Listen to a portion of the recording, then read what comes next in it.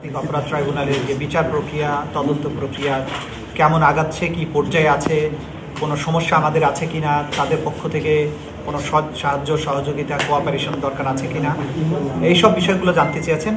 এবং এই বিচার প্রক্রিয়া স্বচ্ছ নিরপেক্ষ করার ব্যাপারে আমরা কী ধরনের স্টেপস নিচ্ছি, কী কী কাজ করছি, সেই ব্যাপারে কোনো অ্যাসিস্ট্যান্সের দরকার আছে কিনা, এইসব বিষয় নিয়ে খোলামেলা তারা আলোচনা করেছেন।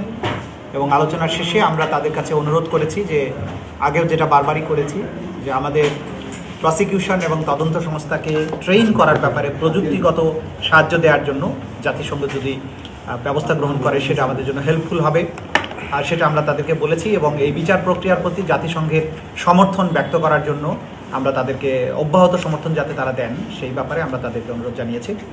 তো ওনারা আমাদের অনুরোধে সাড়া দিয়েছেন। তারা ইতিমধ্যে, আপনারা জানেন যে এর আগে একটা ট্রেনিং সেশন আমাদের হয়েছে আমাদের প্রসিকিউটর এবং তদন্ত সংস্থা সমন্বয়ে।